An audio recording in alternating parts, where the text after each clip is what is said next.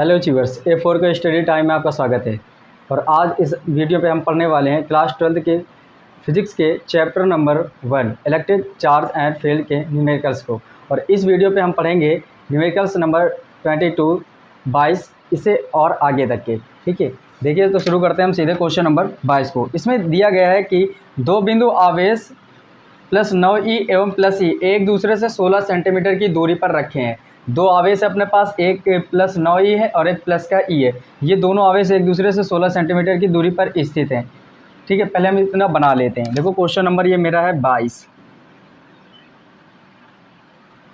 दो बिंदु आवेश हैं, एक मैंने मान लिया कि ये आवेश हो गया, बिंदु आवेश है तो बिंदु बना लेते हैं। ये लो, एक ये बिंदु आवेश हो गया, एक ये बिंदु आवेश हो गया। इसका मान कितना है, प्लस का 9e, इसका मान कितना है, प्लस का ई। और ये एक दूसरे से 16 सेंटीमीटर की दूरी पर स्थित है। कितनी सेंटीमीटर की दूरी पर, तो 16 सेंटीमीटर की दूरी पर। ये मैंने ऐसे बना दिया है कि इन दोनों के बीच की दूरी कितनी हो गई, 16 सेंटीमीटर। दो बिंदु आवेश है, प्लस 9e प्लस ई, दोनों के बीच की दूरी कितनी है, 16 सेंटीमीटर। अब ये कह रहे हैं कि इनके बीच एक आवेश Q को कहाँ रखें कि वह संतुलन में हो, वह संतुलन पे हो। तो अभी फिलहाल आप मान लो कि कहीं पर भी, यहाँ मान लेते हैं कि यहाँ कहीं एक बिंदु है जहाँ पर अगर हम रख दें तो वहाँ पर वैद्युत क्षेत्र शून्य हो जाएगा। मान लेते हैं कि वो बिंदु यहाँ है और इसका नाम क्या दे देते हैं, P। ये बिंदु A दे दो और इस बिंदु B का नाम, इसका नाम B दे दो। तो ये मुझे, अगर हम ये कहना चाहें कि A और B के मध्य जो रखेंगे वो बिंदु P पर अगर कोई बिंदु आवेश Q रख दें, कोई बिंदु आवेश Q रख दें यहाँ पर, तो जो यहाँ पर आवेश Q है इस पर लगने वाला कुल बल कितना हो जाएगा, शून्य। अर्थात वो किस में हो जाएगा, संतुलन में होगा, ये हम कह सकते हैं। ठीक है, तो देखो अब हम इसे लिखेंगे कैसे।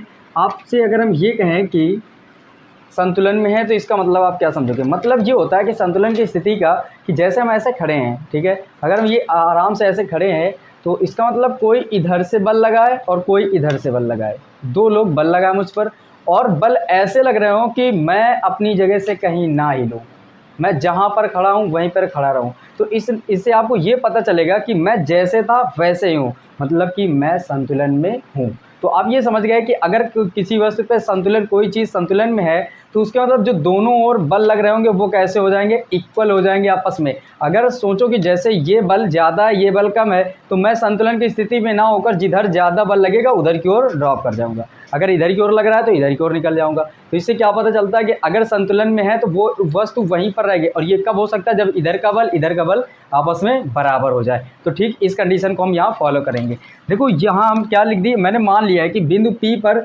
अगर ये Q आवेश रख दे तो यहाँ पर लगने वाला जो नेट बल है वो, ये या तो कह सकते हो कि ये आवेश यहाँ पर रखें तो यह संतुलन में होगा। अब ये संतुलन की स्थिति क्या मैंने बताया कि नेट बल शून्य हो जाएगा, क्योंकि इधर का बल अगर बराबर है और ये उधर की दिशा में लगेगा, ये इधर की दिशा में लगेगा, इसका मतलब जो नेट बल आएगा परिणामी वो कितना हो जाता है, शून्य। तो संतुलन की स्थिति में परिणामी बल कितना होता है, शून्य होता है, ये आपको याद रखना है।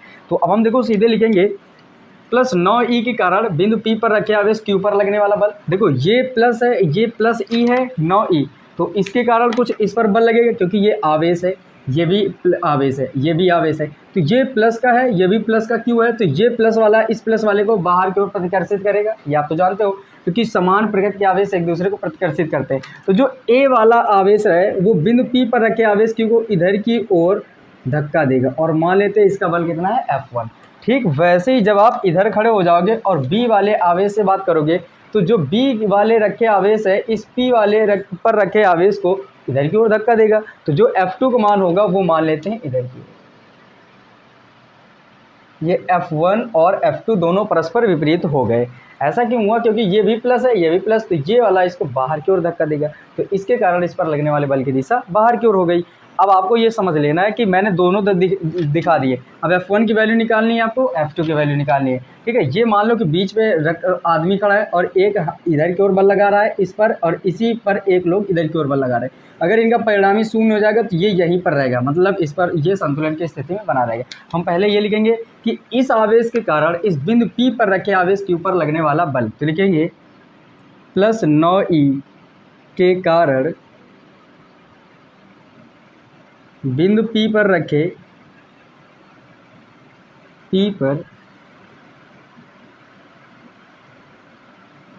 रखे आवेश पर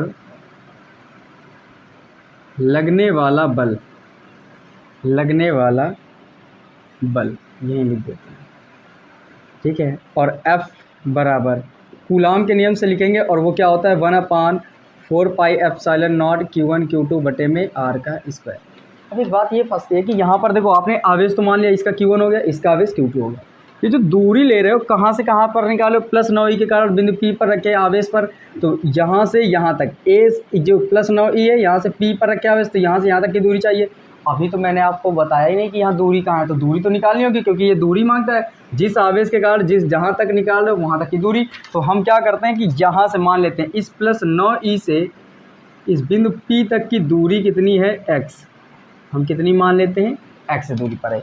ये आपको लिख लेना है कि माना बिंदु P की +9e से दूरी कितनी है x।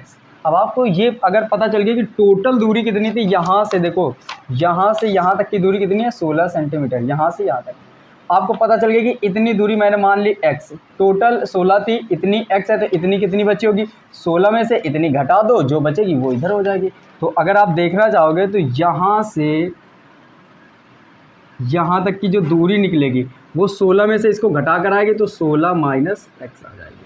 ये दूरियां भी आपको पता चल गई, अब आसानी से आप निकाल सकते हो। तो देखो अब हम कैसे निकालते हैं, यहाँ के इसके कारण F1 है, तो मान लेते हैं ये क्या आ जाएगा, F की जगह पे F1, और इधर देखो क्या आएगा, इसकी जगह पे क्या लिखोगे, ये 1/4πε0। Q1 की वैल्यू कितनी है 9e गुणे Q2 की वैल्यू कहाँ पर निकाल रहे हो, P पर रखे आवेश, तो Q, और बटे में R का स्क्वायर। दूरी यहाँ से यहाँ तक के A से ये कहाँ है +9e से कहाँ पर निकालो P पर, तो A से P तक की दूरी कितनी है, ये x है, तो x किया और इसका स्क्वायर कर दिया।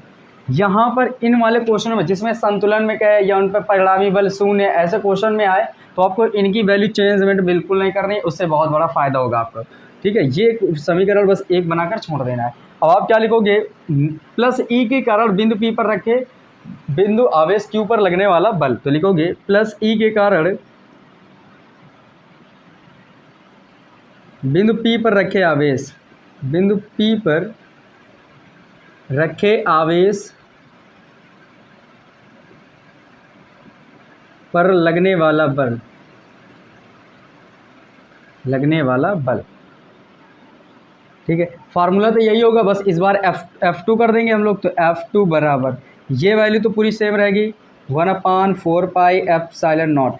Q1 की वैल्यू +e के कारण निकाले तो एक ही आवेश हो गया, तो e गुणे Q2 का मान क्या है, तो दूसरे बिंदु P पर रखे आवेश है, तो वो कितना है Q, और बटे में R का स्क्वायर है, ये R का स्क्वायर। R कहाँ से निकाल रहे हो, +e से बिंदु P पर, तो +e से P तक की दूरी कितनी है, ये ऊपर देखो 16 - x, तो ये क्या लिख देंगे 16 - x, और इसका स्क्वायर करना है तो स्क्वायर कर दिया। समीकरण नंबर 2। अब मैंने आपको क्या बताया, संतुलन की स्थिति में परिणामी बल क्या हो जाता है, शून्य हो जाता है। तो हम लिखेंगे बिंदु P पर परिणामी बल, बिंदु P पर परिणामी बल, और F बराबर क्या आएगा, देखो मैंने ये आपको बहुत बार बता चुके हैं कि अगर दो सदिश एक की दिशा दूर की ओर है, एक की दिशा इधर की ओर, मतलब दोनों विपरीत ओर मुख है उनके, एक की उधर की ओर है तो एक की इधर की ओर हो, तो उस समय जो परिणामी बल आता है वो उनके अंतर के बराबर आता है, तो F1 - F2 आ जाएगा। और मैंने आपको इसका कॉन्सेप्ट भी सिखाया था कि कैसे निकाल भी सकते हो आप कि F1 - F2 ही आता है, तो अंतर के बराबर आएगा। तो मैंने क्या लिखा, F1 - F2, ये क्या लिख दिया मैंने, F1 - F2। और आप जानते हो कि ये जो बिंदु P पर रखा आवेश कैसा है, संतुलन में है, तो आप इसको लिख भी सकते हो कि माना, अगर यहाँ लिखना चाहें हम तो लिख देंगे कि माना बिंदु P पर रखा आवेश संतुलन में, और अगर इतना कर दिया है तो संतुलन की स्थिति में क्या लिखेंगे, कैपिटल F बराबर कितना हो जाएगा, परिणामी शून्य, तो लिखेंगे संतुलन में की स्थिति में F बराबर 0, तो जैसे ही F बराबर 0 रखेंगे हम तो क्या आएगा F1 - F2। अब देखो F1 - F2, ये F2 माइनस का इधर आएगा तो प्लस का, तो ये F2 एक तरफ हो जाएगा, उधर क्या बचेगा F1, तो एक तरफ आ जाएगा F1 और दूसरी तरफ F2। अब वैल्यू दोनों को रख देना है, समीकरण 1 से F1 का मान, समीकरण 2 से F2 का मान यहाँ रखना है। तो देखो यहाँ इधर हम कर देते हैं, F1 की वैल्यू कितनी है, ये है 1/4 पाई एप्सिलॉन नॉट प्लस का 9e है, कितना है 9e, और गुणे में कितना है q, और बटे में कितना है x का स्क्वायर, ये है x का स्क्वायर। बराबर मैंने किया, F2 की वैल्यू लिखना है तो ये है 1/4 pi epsilon not e q बटे में 16 माइनस x का होल स्क्वायर। देखो ये 1/4 pi epsilon not 1/4 pi epsilon not cancel out हुए, ये q से ये q कैंसिल, ये e से ये e कैंसिल, इधर क्या बच रहा है 9 बटे x का स्क्वायर। तो ये 9 को हम लिख सकते हैं 3 का स्क्वायर, और x का स्क्वायर तो लिखा रहने देंगे। वैसे इधर से कुछ नहीं बचा तो ये 1 बचा है, और बटे में कितना है 16 माइनस x का होल स्क्वायर। ठीक है, ये आपको हैरान नहीं होना है, क्योंकि ये 9 है जो 3 का वर्ग ही होता है, तो हम इसको वर्ग के रूप में बना रहे हैं। वर्ग के रूप में अभी पता चल जाएगा क्यों ऐसा बना रहे हैं। देखो अब आपको ये पता होना चाहिए कि अगर x का स्क्वायर ऊपर है, y का स्क्वायर नीचे है, तो हम इन सभी को x बटे y एक साथ लिखकर होल स्क्वायर लगा सकते हैं। मतलब सेम घात अंश में है, सेम घात हर में है, तो उन दोनों की होल घात बनाई जा सकती है। तो क्या इसको 1 का स्क्वायर भी तो कर सकते हैं, क्योंकि 1 का स्क्वायर 1 होता है। देखो ऊपर भी स्क्वायर नीचे भी स्क्वायर, तो ये 3 बटे x का होल स्क्वायर बन गया, इधर 1 बटे 16 माइनस x का होल स्क्वायर बन जाएगा। लिखोगे वर्गमूल लेने पर, वर्गमूल लेने पर, वर्गमूल लेंगे तो स्क्वायर हट जाएगा दोनों तरफ से, तो इधर से बचेगा 3 बटे x, इधर से बचेगा 1 बटे 16 माइनस x। ठीक है, इसका गुणा इधर करेंगे, इसका गुणा इधर करेंगे, तो 3 का गुणा पहले 16 में करो, 16 का गुणा ऐसे कर लो, 16 3 48 माइनस, अब x का गुणा 3 में करना है तो 3x हो जाएगा, बराबर ये चिन्ह, अब x का 1 में करना है तो ये x आ जाएगा। ये 3x माइनस का उधर जाएगा तो प्लस x वाला, क्योंकि x वाले x की तरफ होने चाहिए, तो इधर 48 बचा सिर्फ, और इधर ये x है ही, ये 3x उधर गया तो प्लस का 3x और एक ये x, 4x हो गए, तो 4x बराबर एक तरफ कितना था 48, ये 4x के गुणे में इधर आएगा तो बटे में, तो x बराबर 48 बटे में 4, तो x बराबर 4 से काटो तो 12 चौके 48 होता है, तो कितना आएगा 12, और दूरी किस में थी टोटल सेंटीमीटर में, तो ये जो उत्तर आएगा ये भी किस में आएगा सेंटीमीटर में। तो इसका आंसर क्या होगा कि अगर प्लस ई से हम प्लस ई की तरफ से 12 x किधर है प्लस ई से लिया है ना 9e से, तो प्लस 9e से x दूरी पर, तो x का मान कितना आ गया 12 सेंटीमीटर। तो आप क्या कह सकते हो कि प्लस 9e से 12 सेंटीमीटर की दूरी पर अगर q आवेश को रखे तो वह किस में होगा संतुलन में होगा। आई होप कि ये क्वेश्चन आपको समझ में आया है। इसको ऐसा करो कि नोट डाउन कर लो या स्क्रीनशॉट लो, फिर इसके बाद कर सकते हो आप। क्वेश्चन नंबर 23 कह रहे हैं कि 2 बिंदु आवेश क्रमशः प्लस 5 × 10⁻⁻19 तथा प्लस 10 × 10⁻⁻19 1 मीटर की दूरी पर स्थित हैं। दोनों आवेशों को जोड़ने वाली रेखा के किस बिंदु पर वैद्युत क्षेत्र की तीव्रता शून्य होगी। तो जस्ट क्वेश्चन जैसे अभी मैंने किया है 22वां, वैसे ही 23वां है, बस उसमें वैद्युत बल पूछा गया था, इसमें वैद्युत क्षेत्र की तीव्रता शून्य कहे जा रही। तो ये क्वेश्चन नंबर 23 में देखो क्या कहा गया है, 2 बिंदु आवेश हैं जिनके मान प्लस 9 × 10⁻⁻19 कूलम है। तो ये एक मान लेते हैं, यहाँ पर ए वाला आवेश रखा है, इसका मान है प्लस का 9 × 10⁻⁻19 कूलम, यहाँ पर Q1 हो गया। ठीक है, एक यहाँ पर कोई बिंदु है दूसरा B, और इसका जो मान है प्लस का 10 × 10⁻⁻19 कूलम, इसको हम Q2 कह देते हैं। ठीक है, ये दोनों आवेश हो चुके हैं और इनके बीच की टोटल दूरी कितनी है, तो वो है 1 मीटर। ये दूरी कितनी हो गई 1 मीटर। अब कह रहे हैं इनको मिलाने वाली रेखा, तो यही तो रेखा मिला रही इन दोनों बिंदुओं, तो कह रहे हैं इस रेखा के किस बिंदु पर वैद्युत क्षेत्र की तीव्रता शून्य होगी। तो मान लेते हैं कि एक बिंदु यहाँ कहीं पर ले लो, ले सकते हो, और लेने के बाद क्या लिखेंगे कि मान लेंगे इसी बिंदु पर वैद्युत क्षेत्र की तीव्रता कितनी होगी शून्य। तो माना कि एक ये बिंदु हो गया हमारे पास P, और क्या लिखेंगे माना कि बिंदु P पर वैद्युत क्षेत्र की तीव्रता शून्य होगी। तो इसको लिख देंगे कि माना बिंदु P पर परिणामी वैद्युत क्षेत्र शून्य होगा, परिणामी वैद्युत क्षेत्र की तीव्रता शून्य है, ये मैंने लिख दिया। अब क्या करना है मुझे कि यहाँ से ए से पी तक की दूरी भी निकालनी है और बी से पी तक की दूरी। तो अगर हम ए से पी तक की दूरी निकालें, ए से पी तक की दूरी, तो हम मान लेते हैं, क्योंकि मैंने माना है तो पहले मान लो कि ये एक्स दूरी है। ए से कितनी दूरी पर है? एक्स दूरी पर, ये मैंने मान लिया। अब अगर आप यहाँ से देखोगे तो बी से पी तक की दूरी कैसे निकालोगे? बी से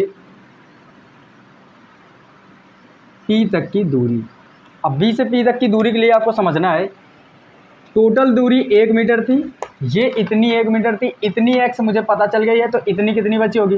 टोटल 1 थी, इतनी एक्स हो गई, तो 1 में से अगर इस पूरे में से इतनी को घटा दो तो वही तो इतनी बचेगी। भाई इस पूरे में से इतने को हटा दिया जाए तो ये बचेगी मुझे, तो 1 में से एक्स को घटा देंगे तो ये क्या आ जाएगी? 1 माइनस एक्स। ये वाली जो दूरी आएगी 1 माइनस एक्स आ जाएगी, इतनी मीटर। ठीक है, चलो ये लिख देते हैं 1 माइनस एक्स, इतनी दूरी आएगी। मान लिया कि यहाँ से अगर ए से ये बिंदु पी एक्स दूरी पर है, तो जो बी से बिंदु पी होगा वो कितनी दूरी पर होगा? 1 माइनस एक्स दूरी पर। अब आप ये लिखो, क्या हम निकालेंगे? इस एक जो ए पर रखा हुआ Q1 है, इसके कारण बिंदु पी पर वैद्युत छेद की तीव्रता, फिर बी के कारण निकालेंगे बिंदु पी पर वैद्युत छेद की तीव्रता, फिर उनका परिणामी निकालेंगे, परिणामी को शून्य करेंगे, जो आंसर आएगा वही हमारा फाइनल आंसर होगा। तो देखो हम क्या लिखते हैं, प्लस Q1, सीधे लिख देते हैं Q1 के कारण बिंदु P पर वैद्युत क्षेत्र की तीव्रता, वैद्युत क्षेत्र की तीव्रता। अब इस Q1 के कारण निकालना है तो पहले E बराबर, तो फार्मूला लिखो 1/4 पाई एप्सिलॉन नॉट Q बटे R का स्क्वायर। ये तुम्हारे चैप्टर नंबर 1 का पहला डेरिवेशन था, उसी से ये हम क्वेश्चन हल करेंगे। देखो Q की जगह पे Q1 है मेरे पास, तो Q1 लेंगे, R की जगह पे यहाँ से यहाँ तक की दूरी लेंगे, तो जो E आएगा वो इस बार मेरे लिए E1 आ जाएगा, क्योंकि अगर हम दिशा दिखाएं तो ये प्लस है, प्लस आवेश के कारण यहाँ Q0, अगर आप इमेजिन कर लो कि यहाँ पर कुछ आवेश नहीं दिखता तो Q0 मान सकते हो। अब ये वाला दिशा दर्शाने के लिए आपको समझना है, यहाँ कोई आवेश है नहीं, ये काल्पनिक आवेश होता है Q0। अगर ये प्लस है, ये भी प्लस है, समझने के लिए ये इसको बाहर की ओर धक्का देगा, क्योंकि प्लस प्लस के आवेश एक दूसरे को प्रतिकर्षित करते हैं, तो इसके कारण इधर की ओर धक्का दे रहा है, बल इधर की ओर, तो उधर की ओर क्या होता है? वैद्युत क्षेत्र की तीव्रता की दिशा। तो ये हो गई वैद्युत क्षेत्र की दिशा E1 इधर की ओर, इसके कारण इस बिंदु P पर वैद्युत क्षेत्र की तीव्रता उधर की ओर। अब इधर से देखो, ये भी प्लस का आवेश है और ये भी प्लस है, ये इसको इधर की ओर धक्का देगा, तो जो E2 का मान है वो किधर की ओर होगी? इधर की ओर, और इसे क्या लिखोगे आप? E2। तो ये दिशाएं मिल गई मुझे, अब आराम से कर सकते हो आप। तो क्या लिखेंगे? देखो E1 बराबर, ये इसकी वैल्यू कितनी है? 1/4 पाई एप्सिलॉन नॉट, Q की जगह पे कितना है? Q1 रखे, Q ये वाला है Q1, तो Q1 कर लो यहाँ पर अगर करना है आपको तो, ठीक है। यहाँ E1 कर लो, तो यहाँ से क्या करेंगे? इसकी वैल्यू रखेंगे, तो गुणे में कितना कर दें? 5 गुणे 10 की पावर -9 बटे में R का स्क्वायर। तो A से कहाँ से निकालो? Q1 के कारण, Q1 कहाँ है? A पर, तो A से P तक की दूरी, कहाँ तक निकालो? P, तो P तक की दूरी लेना है मुझे, वो कितनी है? X। A से P तक की दूरी कितनी? X, तो X का स्क्वायर। बस इसी को समीकरण 1। संतुलन की स्थिति में या परिणामी वैद्युत क्षेत्र शून्य, या परिणामी बल शून्य, या बल शून्य, या वैद्युत क्षेत्र शून्य, इन सभी के कॉन्सेप्ट में क्या करना है आपको? इनके मान नहीं रखने हैं और सीधे वैल्यू समीकरण 1 बना के छोड़ देना। अब क्या लिखोगे? Q2 के कारण बिंदु P पर वैद्युत क्षेत्र की तीव्रता, तो Q2 के कारण बिंदु P पर वैद्युत क्षेत्र की तीव्रता,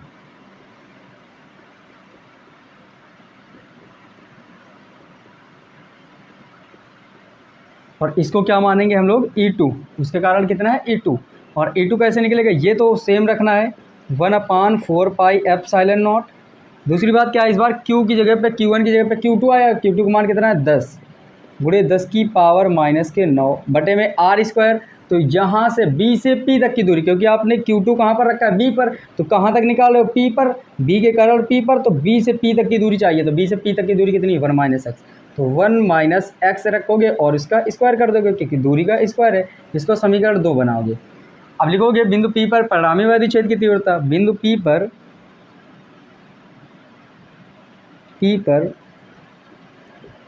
परिणामी वैद्युत क्षेत्र की तीव्रता। अगर हम इसकी बात करते हैं तो जो परिणामी आएगा, तो आप जानते हो कि एक सदिश की दिशा, ये ई क्या है, वैदिक की तीव्रता, ये सदस्य राशि, तो एक की दिशा उधर की ओर है, एक की दिशा इधर की ओर है, तो मतलब दोनों विपरीत ओर हैं, तो वो अंतर के बराबर आता है परिणामी। तो ई बराबर क्या आ जाएगा, E1 माइनस E2, अंतर के बराबर, अंतर का मतलब घटाने के बराबर, ठीक है। तो अब देखो वैल्यू आपको रखनी है। यहाँ से पहले क्या करोगे, ये किसमें है, आपने क्या लिखा, बिंदु P पर परिणामी वैद्युत क्षेत्र की तीव्रता शून्य है, तो E बराबर कितना रखोगे, शून्य, क्योंकि परिणामी कितना है, शून्य। क्वेश्चन में पूछा था ना कि परिणामी शून्य हो, तो मैंने मान लिया कि बिंदु P पर परिणामी शून्य होगा, तो यहाँ से आसानी से E की जगह पे कितना रखोगे, 0, E1 की वैल्यू E1 माइनस E2, ये E2 माइनस का इधर आ गया तो प्लस का, तो एक तरफ E1 हो जाएगा, एक तरफ E2, तो E1 बराबर कितना आ जाएगा, E2। अब ये एक बात ये भी सोच लो कि जैसे मैंने एक साधारण सा एग्जांपल बताया था कि संतुलन की स्थिति ये होती है कि जो इधर लग रहा है बल और जो इधर, ये दोनों आपस में कैसे होने चाहिए, बराबर, तब हम कहीं नहीं जाएंगे, और वही क्या कहलाती है, संतुलन की स्थिति। तो लास्ट में आप क्या देखते हो, E1 बराबर E2 ही तो निकलता है, ये परिणामी शून्य, तो ये इधर जाता है, तो E1 बराबर E2, तो सीधे भी लगा सकते हो कि बिंदु P पर परिणामी वैद्युत क्षेत्र की तीव्रता शून्य, अतः E1 बराबर E2, या दूसरे भाषा में और सरल लिखना चाहते हो तो लिखोगे कि संतुलन की स्थिति में E1 बराबर E2, आसानी से लिख सकते हो आप। ये नहीं, ये ना समझ में आए, समझना तो पूरा है, और अगर नहीं याद आ रहा है तो संतुलन की स्थिति में E1 बराबर E2 लिख सकते हो। अब देखो E1 की वैल्यू कितनी है, ये है, तो ये लिखोगे 1/4 पाई एप्सिलॉन नॉट, क्यू की जगह पे कितना है, ये 5 × 10 की पावर -19 बटे r, ये कहाँ है, x का स्क्वायर, बराबर E1 हो गया, इधर बराबर E2 का मान कितना है, ये है, तो 1/4 पाई एप्सिलॉन नॉट, और 10 × 10 की पावर -9 है कि 19 है, देख लेते हैं, 19 है दोनों पे, यहाँ पर भी 19 है और यहाँ पर भी 19 है, हाँ 19 है वहाँ पर, तो यहाँ कितना हो गया, 10 की पावर -19 बटे में, ये कितना है, 1 - x का होल स्क्वायर। अब देखो ये दो चीज़ें सेम है, कट गई, देखो ये 10 की पावर 19 है, 10 की पावर 19 कैंसिल आउट, 5 के 5 और 5 दूनी 10 कैंसिल, तो 1/x का स्क्वायर इधर बचा, तो ये क्या लिखेंगे, 1/x का स्क्वायर बराबर, उधर कितना आएगा, 2/1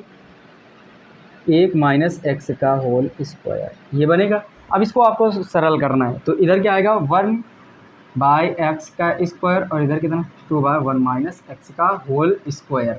अब आपको फिर से जैसे उसमें वर्ग बनाना था वैसे इसमें भी वर्ग बनाना है, ठीक है, और आपको ज़बरदस्ती कुछ हल मत करना, इससे आसान हो जाता है। तो हम इसको क्या लिखेंगे, देखो एक को हम क्या लिख सकते हैं, 1 का स्क्वायर, इसको ऐसे भी तो लिख सकते हैं, और इस 2 को क्या हम ऐसे लिख सकते हैं, क्या, √2 का होल स्क्वायर, क्योंकि रूट से स्क्वायर हट जाता है तो 2 ही तो निकलेगा, तो क्या हम इसको ऐसे भी बना सकते हैं।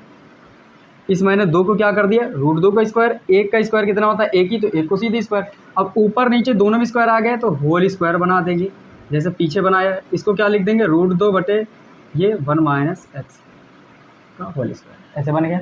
दोनों पक्षों का वर्गमूल ले लेंगे, तो क्या लिखेंगे, वर्गमूल लेने पर,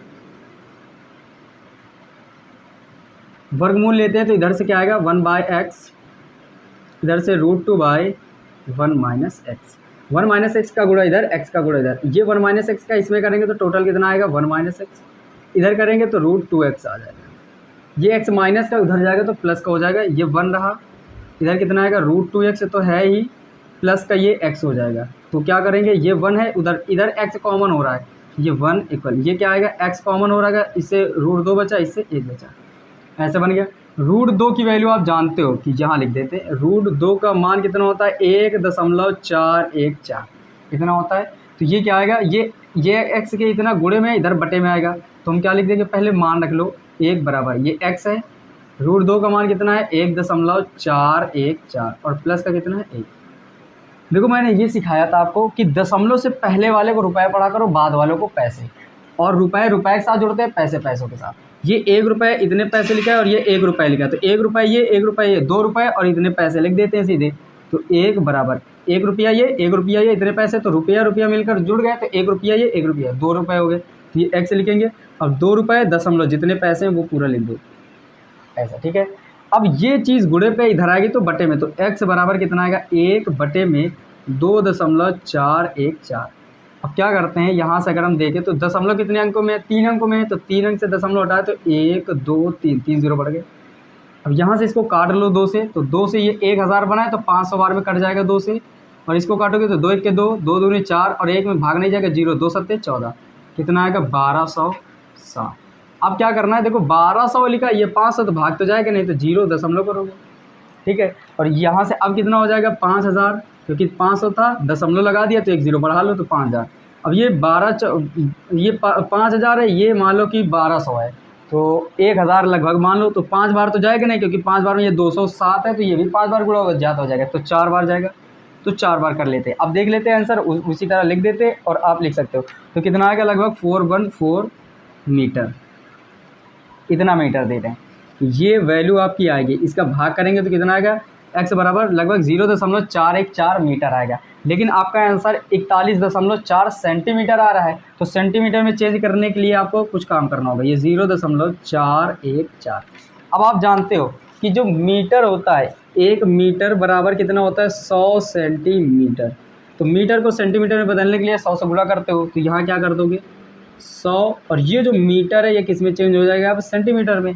तो यहाँ से x बराबर, देखो 2 0 तो इसके 2 अंक दूर चले जाएंगे, तो 1 2 अंक यहाँ पहुँच जाएगा, तो 41.4 सेंटीमीटर। ये तुम्हारे बुक का करेक्ट आंसर हो गया। आई होप कि ये भी आपको समझ में आया होगा, ठीक है। संतुलन की स्थिति में क्या होते हैं, E1 बराबर E2 हो जाता है, या F1 बराबर F2, ये भी आपको याद रखना है। तो इसे नोट डाउन करो, फिर बढ़ते हैं हम नेक्स्ट क्वेश्चन के लिए।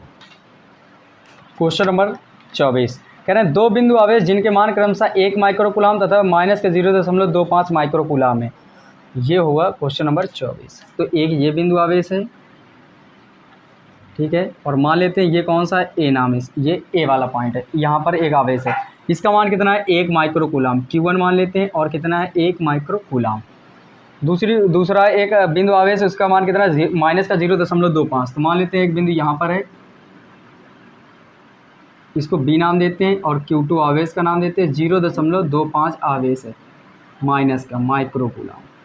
इसका आवेश Q2 का मान कितना है, -0.25 माइक्रोकूलाम, इतना आवेश है। फिर आगे ये कह रहा है कि वायु में एक दूसरे से 0.40 मीटर की दूरी पर रखें। ये दोनों वायु में 0.40 मीटर की दूरी पर रखें। यहाँ से यहाँ तक की दूरी टोटल मुझे पता चल गई कितनी है, 0.40 मीटर, ठीक है। फिर अब आगे और पढ़ें तो कह रहे हैं कि बताइए कि इन दोनों आवेशों को मिलाने वाली रेखा के किस बिंदु पर एक तीसरा आवेश रखा जाए कि उस पर कोई बल ना लगे। कोई बल ना लगे, इसका मतलब वो किस में रहे, संतुलन में। अब एक बात आपको ये समझनी, आपके दिमाग में तुरंत आ रहा होगा कि ये क्वेश्चन 22 की तरह है, तो यहाँ कहीं रख लो। लेकिन एक बात समझना, जैसे आप सपोज करो कि मेरे पास यहाँ पर आवेश हम रख ले रहे हैं, आपके दिमाग में क्या आएगा, पीछे वाली की तरह है सेम, और रख लेते हैं यहाँ पर आवेश Q। तो अब देखो दिशाएं दर्शा लो, अपने आप समझ में आ जाएगा यहाँ रखोगे कि नहीं। अगर हम इस प्लस के कारण इस प्लस के लिए देखें तो दिशा उधर की ओर हो गई, तो F1 का मान किधर की ओर हो गया, उधर की ओर, दूर की ओर, क्योंकि प्लस वाले को प्रतिकर्षित करता है, दूर की ओर धक्का देगा तो बल दूर की ओर लगेगा। तो ये F1 की दिशा। अब जरा सा इमेजिन करके आओ, इधर आ जाओ, ये कैसा है, माइनस का आवेश है, ये प्लस का आवेश, तो ये माइनस वाला इसको आकर्षित करेगा, ये माइनस वाला इस प्लस वाले को आकर्षित करेगा, क्योंकि विपरीत प्रकार के आवेश एक दूसरे को आकर्षित करते हैं। तो जो F2 की दिशा आई वो भी इधर की ही ओर हो गई। अब मुझे एक बात ये बताओ, अगर हम ऐसे खड़े हैं, इधर से कोई बल लगा रहा है, इधर से कोई बल लगा रहा है, तो ऐसी कंडीशन तो हो सकती है कि अगर इधर का बल हो लगाए रहे, जो बल हैं वो अगर बराबर हो जाए तो शायद मैं अपनी जगह पे ठहरा रहूँ। लेकिन सोचो, अगर इधर से एक बल लगा रहा है, एक आदमी मुझे खींचना चाह रहा है, लेकिन दूसरा व्यक्ति है वो भी इधर से ही बल लगाने लगे, तो जाहिर सी बात है हम ऐसे चले जाएंगे। इसका मतलब ये होता है कि अगर बल दोनों एक ही ओर हो गए तो वो संतुलन में तो हो ही नहीं सकता कि वो अपनी जगह पे ठहरा रहे, वो तो जिधर बल लग रहे हैं 100% चला जाएगा। तो क्या ऐसे यहाँ पर आवेश रखा जा सकता है? कतई नहीं, बिल्कुल गलत है। तो हम क्या करेंगे, यहाँ इस बार नहीं रखेंगे, ये आपको समझ लेना है। क्यों? क्योंकि एक आवेश प्लस का है और एक आवेश कैसा है, माइनस का है। तो इस वजह से हम यहाँ पर बिंदु भी नहीं रखेंगे, और ना रख करके कहाँ रखेंगे, तो वो बिंदु सदैव कहाँ रखा जाता है, बाहर की ओर। तो मान लेते हैं वो बिंदु यहाँ पर है, बिंदु P, और यहाँ पर वो आवेश Q रखा है, और इस Q पर मानेंगे लगने वाला जो बल होगा परिणामी वो शून्य होगा। अब दिशा भी दर्शा लेते हैं। क्या यहाँ कैसे मुझे पता चल रहा है कि ऐसा हो सकता है कि एक उधर की ओर लग रहा है, एक इधर की ओर? तो सुनना मेरी बात, ये प्लस आवेश है, ये प्लस आवेश है, इस प्लस के कारण इस प्लस वाले को ये बाहर की ओर धक्का देगा, तो इस Q1 के कारण इस पर जो लगने वाली बल की दिशा है F1 वो दूर की ओर हो गई, इधर की ओर। दूसरी बात, ये Q2 माइनस का है, ये प्लस का है, तो ये वाला माइनस वाला इस प्लस वाले को आकर्षित करेगा, अपनी ओर खींचेगा तो बल की दिशा किधर की ओर है, ये अपनी ओर लगाएगा, ये वाला अपनी ओर लगाएगा, तो इसे F2 बोलेंगे। तो अब आपके पास एक कंडीशन आ रही है कि अगर बीच में व्यक्ति खड़ा है, एक उधर से बल लगा रहा है, एक इधर से बल लगा रहा है, तो हो सकता है कि वो संतुलन में हो जाए, शायद इधर का बल जैसे ही बराबर होगा तो वो अपनी जगह से नहीं लेगा, और उसी स्थिति को क्या कहते हैं, संतुलन की स्थिति। तो ये आपको समझ में आया होगा, वैसे क्यों नहीं रख सकते और ऐसे रख सकते हो। अब हम देखो निकालने वाले, पर आपको क्या करना है, दूरी भी मान लेनी है। तो ये बी के पास से आपने रखा, बी के करीब है ना, तो हम बी से मान लेते हैं कि यहाँ से इसकी दूरी कितनी है, एक्स दूरी है। ये बी वाले से कितनी दूरी पर रखा है, एक्स दूरी पर। तो अगर हम आपसे कहें कि जब इसके कारण इस पर लगने वाले बल निकालेंगे, इस Q1 के कारण इस Q पर लगने वाला बल, तो यहाँ से यहाँ तक की मुझे दूरी चाहिए होगी। तो कैसे दूरी निकालोगे, देखो इतनी है 0.4, ये जीरो से कोई मतलब नहीं, क्योंकि दशमलव के बाद कोई संख्या के बाद जीरो का कोई मतलब नहीं होता। इतनी दूरी 0.4 है, इतनी x है, तो इतनी कितनी होगी 0.4 और प्लस ये वाली, तो जोड़ देंगे दोनों को। तो यहाँ से यहाँ तक की टोटल दूरी कितनी आ गई हमारे लिए, 0.4 प्लस एक्स, ये बन के आ जाएगी। ठीक है, अब आपको हल करना शुरू करना है, तो बस शुरू करते हैं कि Q1 के कारण Q पर लगने वाला बल, Q1 के कारण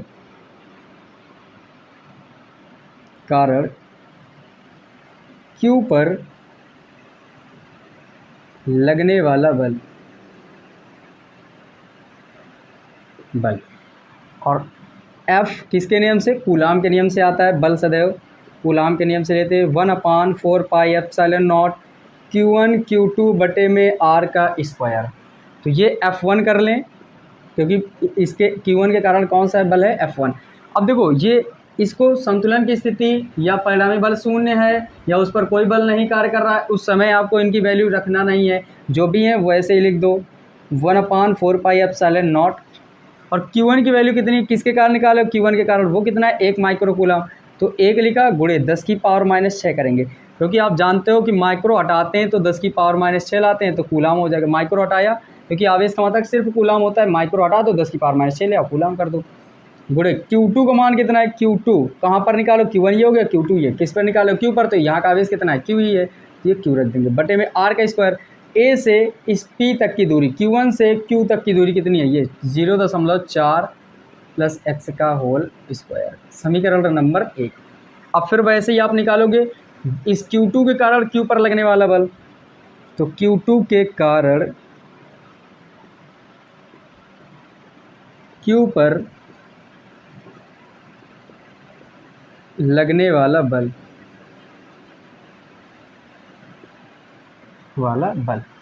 और इसे क्या लिखेंगे हम लोग, F2। अब सीधे F2 लिखेंगे, ये आपको लिखना ही है, कुछ भी बदलना नहीं है आपको। Q1 इस बार Q1 की जगह पे ये है, तो एक को आवेश मानना है, एक को इसको Q1 मानो या इसको Q2 मानो, या इसको Q1 इसको Q2। तो पहला आवेश इतना रखोगे तो गुणे 0.25 गुणे 10 की पावर -6, इसका मान अगर हम सही से देखें तो ये कितना आएगा, माइनस का 0.25 और माइक्रो हटाओगे तो 10 की पावर -6 लाओगे, और कूलाम। आपको यहाँ पर ये माइनस चिन्ह इस वजह से नहीं लिया जा रहा है, जब न्यूमेरिकल हल कर रहे होते हैं तो सिर्फ न्यूमेरिकल वैल्यू ली जाती है, सिर्फ परिमाण लिया जाता है, जबकि माइनस उसकी प्रकृति बताती है, आवेश की प्रकृति कैसी, धनात्मक है ऋणात्मक है, तो प्रकृति क्या बता रही है, ऋणात्मक है। लेकिन यहाँ पर हल करते समय हम सिर्फ वैल्यू लेंगे, वो भी परिमाण चिन्ह नहीं लेंगे। अब Q2 किस पर निकाल रहे हो, Q पर, तो यहाँ पर Q रख दो, इसका आवेश कितना है, जहाँ पर निकाल रहे हो वहाँ पर Q ही है, बटे में R का स्क्वायर, ये R स्क्वायर है, तो Q2 से Q तक की दूरी कितनी है, x का स्क्वायर, क्योंकि Q2 के कारण Q पर लगने वाला बल निकाल रहे हो, तो Q2 से Q तक की दूरी लेनी होगी आपको। तो यहाँ से मैंने इतना कर दिया, समीकरण नंबर 2। अब फिर से आपको लिखना है बिंदु P पर परिणामी बल, बिंदु P पर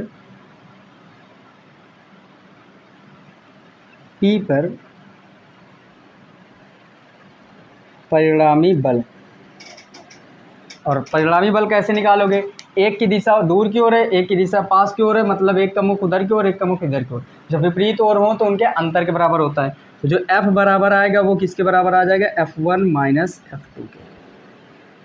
ठीक है, अब आपने पहले ही बता चुके हो कि अगर हम बिंदु P पर आवेश Q रख दें तो बिंदु P पर जो नेट बल होगा वो कितना हो जाएगा, 0 हो जाएगा। ये आपने मान भी लिया है, अगर आपको दिखाना है तो यहाँ लिख भी सकते हो कि माना अगर Q आवेश को बिंदु P पर रखें तो वैद्युत बल वहाँ पर कितना हो जाएगा, शून्य। तो मैंने ये बिंदु P पर ही तो परिणामी निकाले, और बिंदु P पर परिणामी आपने क्या माना है, कितना है, शून्य है, क्योंकि क्वेश्चन में भी कहा था कहाँ रखे कि शून्य है, तो मैंने माना था कि बिंदु P पर रखे तो वो शून्य होगा। तो बिंदु P पर परिणामी कितना होगा, शून्य, F। तो यहाँ से क्या रखोगे, 0, इधर क्या आ जाएगा, F1 माइनस F2। ये F1 इधर, एक F2 इधर आएगा तो माइनस का प्लस का हो जाएगा, और उधर F1, तो F1 बराबर क्या आ जाएगा, F2।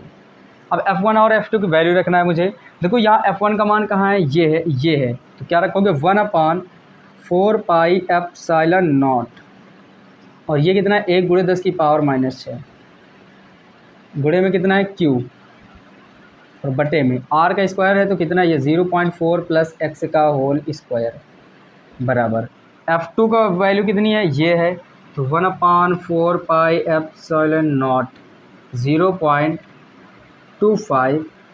× 10⁻⁶ × Q और डिवाइड बाय x का स्क्वायर। अब देखो ये वैल्यू कैंसिल आउट हो गए, 10 की पावर 6 Q कैंसिल, 1 और बटे में इतना बचा, ये कितना आएगा, 1/0.4 + x का होल स्क्वायर, ये बन गया 1/0.4 + x का होल स्क्वायर। क्या 1 के स्क्वायर को हम 1 का स्क्वायर भी कर सकते हैं, 1 को 1 का स्क्वायर भी लिखा जा सकता है, क्योंकि 1 का स्क्वायर 1 ही होता है। ये 0.25 आप जानते हो 0.5 का होल स्क्वायर है, और बटे में क्या लिखा है, x का स्क्वायर। अब क्या करना है, ऊपर नीचे दोनों में वर्ग लग गए तो होल वर्ग बना दो, 0.4 + x का होल स्क्वायर, इधर कितना आएगा, 0.5/x का होल स्क्वायर, वर्गमूल लेने पर, जैसे ही वर्गमूल लेते हैं तो देखो स्क्वायर हट जाएंगे दोनों ओर के, तो इधर से आएगा 1/0.4 + x, इधर से कितना आएगा, 0.5/x, इधर का गुणा इधर, इसका गुणा इधर, 3 गुणा, तो x का 1 में तो x बराबर 0.4 का 0.5 में तो 0.4×5 = 20, तो 2 0, एक अंक पे इसका दशमलव, एक अंक पे दशमलव इसका, तो टोटल 2 अंक में हो गए 1 2 प्लस, अब x का इसमें करना है तो 0.5x, ऐसा करते हैं। देखो ये x है, ये 0.5x इधर आएगा तो माइनस का हो जाएगा, क्योंकि x वाले x की तरफ होने चाहिए, और इधर कितना बचा, 0.20। देखो इसके पास 1 होता है, कुछ नहीं होता है तो कितना होता है, 1। अब x तो कॉमन है, 1 में से 0.5 घटाना है मुझे, तो ये 1 रुपया, ये 50 पैसे, 1 रुपये में 50 पैसे घटा लो आप, तो सीधे कितना बचेगा, 0.5, तो 0.5 और x बचेगा बराबर, इधर कितना आएगा, 0.20। ये दशमलव, अब इसका कोई मतलब नहीं, क्योंकि दशमलव का कोई संख्या उसके बाद 0 को हटा भी सकते हो, ये x के गुणे में उधर जाएगा तो बटे में, तो x बराबर 0.2, बटे में कितना आएगा, 0.5, सेम अंक पे कैंसिल आउट हो गए, तो x बराबर 2, बटे में कितना आएगा, 5, तो x बराबर, इसको क्या करते हैं कि भाग तो जाएगा नहीं 5 का 2 में, तो 0 बार दशमलव, अब 0 बढ़ जाएगा, दशमलव लगा लिया तो 20 हो गया, क्योंकि 5 हो गया 20, और इसे क्या लिखोगे, मीटर। इसका मतलब अगर बिंदु B से 0.4 मीटर की दूरी पर रख देंगे हम इसको, तो ये जो यहाँ पर आवेश रखोगे वहाँ वो किस में होगा, संतुलन की स्थिति में होगा, अर्थात उस पर कोई बल नहीं लग रहा होगा। अब देख लेते हैं कि आंसर कितना दे रहे हैं, तो आंसर भी आपका 0.40 मीटर की दूरी पर ही है, ठीक है, दूसरे आवेश से, ये पहला आवेश दूसरा आवेश, तो पूरा क्या आंसर दे रहे हैं, दूसरे आवेश से 0.4 मीटर की दूरी पर, ठीक है। तो आई होप कि ये क्वेश्चन आपको समझ में आया होगा, इसे नोट डाउन करो। फिर बढ़ते हैं हम नेक्स्ट क्वेश्चन पे। क्वेश्चन नंबर हमारा है 25। क्वेश्चन नंबर 25 में कह रहा है 5 × 10⁻⁴ कूलाम आवेश पर, 5 × 10⁻⁴ कूलाम आवेश पर जो चीज़ मिलती जाए हम उसको लिखते जाएंगे। तो आवेश शब्द मिला तो हम आवेश को किससे डिनोट करते हैं, Q से, तो Q लिखेंगे, वो कितना है, क्योंकि यहाँ टाइप चेंज हो गए, ठीक है। यहाँ पर आवेश का मान कितना है, 5 × 10⁻⁴ कूलाम आवेश, ठीक है। फिर कह रहे हैं कि आवेश पर 2.25 न्यूटन का बल कार्य कर रहा है, बल कितना है, जो फोर्स अप्लाई हो रहा है वो 2.25 न्यूटन का अप्लाई हो रहा है, ठीक है।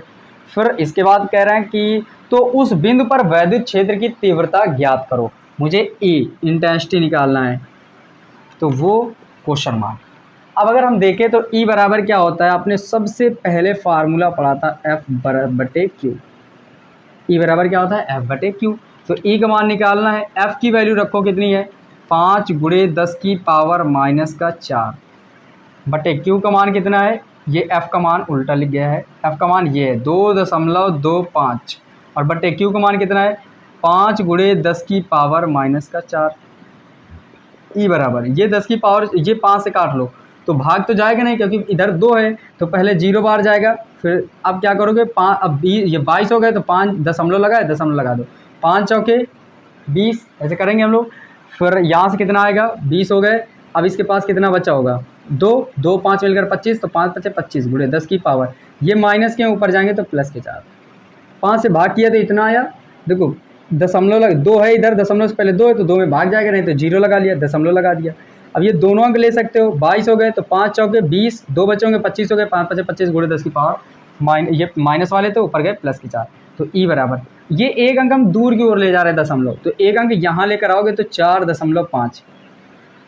पहले वाले क्वेश्चन में जो 1 नंबर से लेकर कई नंबर तक पढ़े थे मैंने 9 10 नंबर तक 11 12 वहाँ तक मैंने एक बात ये बताई थी कि अगर दशमलव अंक दूर ले जा रहे हो जितने स्टेप दूर ले जा रहे हो जितने कदम दूर ले जा रहे हो उतनी घातें माइनस की बढ़ती हैं। तो यहाँ पर यहाँ से हम यहाँ ले गए 1 कदम तो एक पावर किसी बढ़ेगी माइनस की और यहाँ पर आप जान रहे हो 4 पावर 10 की पहले से ही प्लस की है तो 1 माइनस की बढ़ेगी तो 4 में से 1 घट जाएगी तो कितनी बचेंगी 3 और क्या लिखोगे न्यूटन प्रति कूलम। इसका मात्रक क्या आएगा न्यूटन प्रति कूलम। कैसे क्योंकि एफ का मात्रक क्या होता है ई का मात्रक निकालना है तो एफ का मात्रक न्यूटन और ये इसको क्या कहते हैं प्रति और आवेश का मात्रक कूलम तो न्यूटन प्रति कूलम।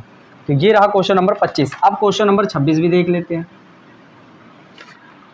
क्वेश्चन नंबर 26 कह रहे हैं एक अल्फा कण 5 गुणे 10 की पावर 4 न्यूटन प्रति कूलम के वैद्युत क्षेत्र में स्थित है। वैद्युत क्षेत्र को क्या कहते हैं ई और कितने वैद्युत क्षेत्र पर स्थित है 15 गुणे 10 की पावर 4 15 गुणे 10 की पावर 4 न्यूटन प्रति कूलम के वैद्युत क्षेत्र में स्थित है। और ये कह रहा है कि वैद्युत क्षेत्र में स्थित है तो उस पर लगने वाले वैद्युत बल की गणना ज्ञात करो। गणना करो एफ मुझसे निकाला जा रहा है कह रहे हैं कि निकालो। अगर हम आपसे ये बात कहें कि अल्फा कण के बारे में बात हो रही तो अल्फा कण के बारे में जानो। आप जानते हो कि ये अल्फा कण एक ऐसा कण है जिसके नाभिक में 2 प्रोटॉन और 2 न्यूट्रॉन पाए जाते हैं। तो यहाँ पर प्रोटॉन देखो और एक और बात समझना 2 प्रोटॉन पाए जाते हैं और 2 न्यूट्रॉन पाए जाते हैं। लेकिन अगर हम आपसे बात करें कि प्रोटॉन पे आवेश कैसा होता है तो प्लस का इसमें तो कोई आवेश नहीं होता। तो जो आवेश आएगा नाभिक पर वो किसके कारण आएगा प्रोटॉनों के कारण क्योंकि न्यूट्रॉन तो कोई आवेश दे नहीं सकता। तो इनकी बात खत्म कर दो। प्रोटॉन कितने हैं 2 तो 2 के कारण ही आवेश आएगा। तो अगर हम कहें कि n का मान कितना है 2 है तो क्यू अल्फा कण का मान निकालेंगे तो क्यू बराबर एन ई का फार्मूला लगा लेंगे तो क्यू अल्फा निकालेंगे तो n का मान कितना है 2 ई का मान कितना होता है आप जान चुके हो कि ई का मान 1.6 गुणे 10 की पावर -19 कूलम होता है।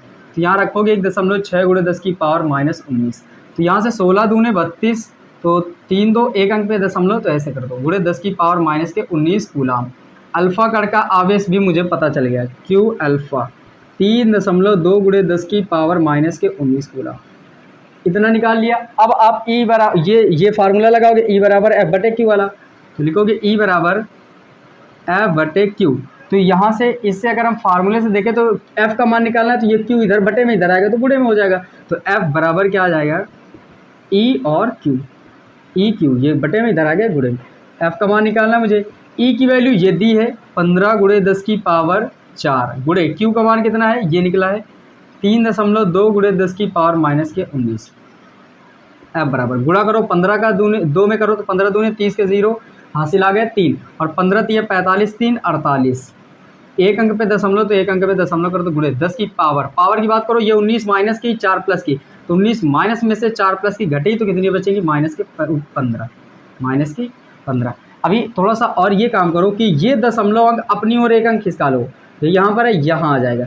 तो एक अंक अपनी ओर लाने पर आपको पता है प्लस की पावर बढ़ती है। दशमलव अंक दूर जाएगा जितने कदम जो दूर जाएगा उतनी पावर माइनस की और दशमलव अंक जितने कदम अपनी ओर लाओगे उतनी पावर प्लस की। एक अंक खिसका के लाओ तो एक पावर प्लस की बढ़ेगी 15 माइनस की थी 1 प्लस की तो 15 माइनस प्लस 1 तो बचेगा -14 क्योंकि घट जाएंगे -14 और एफ का मात्रा क्या होता है न्यूटन। तो ये आ जाएगा 26 का आंसर। चेक कर लेते हैं आंसर तो बिल्कुल सही है 4.8 × 10⁻14 न्यूटन बिल्कुल सही है। तो ऐसा करो कि इसको नोट डाउन करो और फिर करते हैं हम नेक्स्ट क्वेश्चन। क्वेश्चन नंबर हमारा है 27। देखो 27वें में ये कह रहा है कि हीलियम के नाभिक के कारण उससे 1 एंगस्ट्रॉम की दूरी पर वैद्युत क्षेत्र की तीव्रता ज्ञात करो। तो ये मैंने बना लिया हीलियम का नाभिक क्योंकि हीलियम नाभिक की बात हो रही तो ये मैंने बना लिया हीलियम का नाभिक।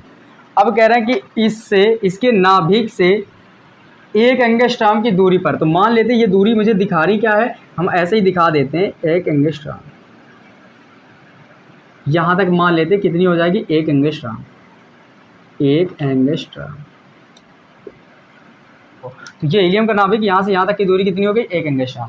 अब आप जानते हो कि हीलियम नाभिक में हीलियम को क्या कहते हैं, 2He4। अगर हीलियम की हम बात करें थोड़ी सी, क्योंकि देखो यहाँ तक तो दूरी इस बिंदु P पर, मान लो बिंदु P की दूरी यहाँ से हीलियम नाभिक से कितनी है, 1 एंगस्ट्रॉम की, और कह रहे हैं इस नाभिक से इतनी दूरी पर, मतलब यहाँ पर वैद्युत क्षेत्र की तीव्रता ज्ञात करो। तो दूरी मिल गई। देखो जो E होती है 2 फार्मूले, F/Q जो अभी पढ़ के आए हो, दूसरा फार्मूला क्या होता है E का, 1/4πε0 Q/r²। इनमें से थोड़ा सा अंतर, अगर F और आवेश दें, मतलब बल और आवेश दे, तो ये वाला फार्मूला लगेगा, दूरी और आवेश दे तो ये वाला लगेगा। तो आपको दूरी नजर आए, इसका मतलब कहीं ना कहीं ये वाला तो नहीं लगने वाला, यही लगेगा। अब ये लगेगा तो आवेश का मान ढूंढो। आवेश कैसे निकालोगे आप समझना, ये क्या है, 2He4, इसको क्या कहते हो, परमाणु क्रमांक, परमाणु क्रमांक। और किसी पदार्थ के नाभिक के जो कोई पदार्थ है जैसे हीलियम है, इसका परमाणु क्रमांक जितना होगा ठीक उतने ही प्रोटॉन इसके नाभिक में पाए जाते हैं। तो प्रोटॉनों की संख्या n कितनी हो गई, 2 हो गई, क्योंकि परमाणु क्रमांक कितना है, 2। तो यहाँ से Q बराबर निकालोगे, Q हीलियम का, तो Ne का फार्मूला लगाएंगे, तो QHe का कितना निकालेंगे हम लोग, n का मान 2, E का मान 1.6 × 10⁻⁻19 कूलाम। तो यहाँ से करोगे 16 दूनी 32, 3.2 × 10⁻⁻19 कूलाम। इसका मतलब आपने बिल्कुल अच्छे से ये बात सीख ली, तो जो हीलियम नाभिक पर आवेश की मात्रा होती है वो ठीक उतनी ही होती है जितना कि अल्फा कण पर। ये बात भी आप नोट डाउन कर सकते हो कि हीलियम नाभिक में उतना ही आवेश होता है जितना कि एक अल्फा कण पर। तो ये मैंने क्या लिखा, Q ऑफ He कितना है, 3.2 × 10⁻⁻19। R की वैल्यू कितनी है, 1 एंगस्ट्रॉम। और एंगस्ट्रॉम को आप चेंज करो क्योंकि मीटर में दूरी लेनी है, तो ये एंगस्ट्रॉम को हटाओगे तो 10⁻⁻10 से गुणा करोगे, मीटर कर दोगे। अब फार्मूला वही वाला लगाओ, तो लिखोगे E बराबर 1/4πε0 Q/r²। तो E बराबर 1/4πε0 का मान आप जानते हो कि 9.0 × 10⁻9 होता है। तो मैंने कर दिया 9.0 × 10⁻9, ठीक है। इसके बाद Q आवेश कितना है, 3.2 × 10⁻⁻19 बटे में R का स्क्वायर, R कितना है, 1 × 10⁻⁻10, तो 1 × 10⁻�10 का होल स्क्वायर, क्योंकि R स्क्वायर होता है। तो E बराबर निकाले अगर हम, 9 के बाद दशमलव का कोई मतलब नहीं, दशमलव के बाद 0 का कोई मतलब नहीं, तो ये कितना हो जाएगा, 9 का गुणा सीधे करो, तो ये 9 दूनी 18 के 8, इस 0 से कोई मतलब नहीं, आप ऐसे समझ सकते हो, ठीक है। ये 9 लिखा है, कोई दिक्कत नहीं होगी। 9 दूनी 18 के 8 हासिल आए 1, 9 तरीक 27, 1 28, एक अंक में दशमलव तो एक अंक में दशमलव, गुणे 10⁻19 में से 9 घटा दो, क्योंकि माइनस के ये प्लस के तो घट जाएंगे, तो माइनस के 10 बचेंगे। 19 माइनस का है, 9 प्लस के है, तो 19 में से 9 घटाया तो बचे 10, और घटाया किसमें, 19 से, 19 के पहले क्या है, माइनस, तो माइनस चिन्ह आ गया। 1 का वर्ग करोगे 1 आएगा, 10⁻−10 का तो पावर का गुणा कर दो, 10 दूनी 20, तो 10⁻−20 ऐसा होगा, ठीक है। अब यहाँ से जो E बराबर आएगा वो कितना आएगा, ये 28.8 × 10⁻−10 बटे में 1 से कोई मतलब नहीं होता है, क्योंकि 1 से भाग करोगे तो उतना ही आ जाएगा। ये पावर ऊपर ले चलो, तो 10⁻−20 से ऊपर गई तो प्लस की 20, तो E बराबर कितना आ जाएगा, 28.8 × 10⁻20 प्लस की 10 माइनस, तो 20 में से 10 घटा दो, कितनी हो गई, बचे कि मेरे पास 10, और प्लस के बचेंगे। यहाँ से E का मान निकाले तो एक अंक इधर खिसका लो, तो ये आएगा 2.88 × 10⁻। अपनी ओर जितने अंक दशमलव अंक आता है ठीक उतने ही पावर प्लस की बढ़ती है, तो एक अंक खिसका है तो एक पावर प्लस की बढ़ेगी, 10 प्लस की पहले ही है तो 11 हो जाएंगे। और E का मात्रा क्या होता है, न्यूटन प्रति कूलाम। तो ये हो गया हमारा आंसर इसका, कि हीलियम नाभिक से एक एंगस्ट्रॉम की दूरी पर अगर कोई बिंदु वहाँ पर उत्पन्न वैद्युत क्षेत्र की तीव्रता देखोगे तो 2.88 × 10⁻11 न्यूटन प्रति कूलाम का उत्पन्न होगा। देखते हैं आंसर, तो 2.88 × 10⁻11 न्यूटन प्रति कूलाम बिल्कुल सही है। तो ये रहे आपके क्वेश्चन। तो आज के लिए सिर्फ इतना ही करते हैं, क्योंकि काफ़ी टाइम हो चुका है। तो आई होप कि ये सारे क्वेश्चन आपको समझ में आए। अगर समझ में आए हैं तो मेरे चैनल को सब्सक्राइब करो, लाइक कमेंट शेयर करना बिल्कुल भी ना भूलें। Thank you.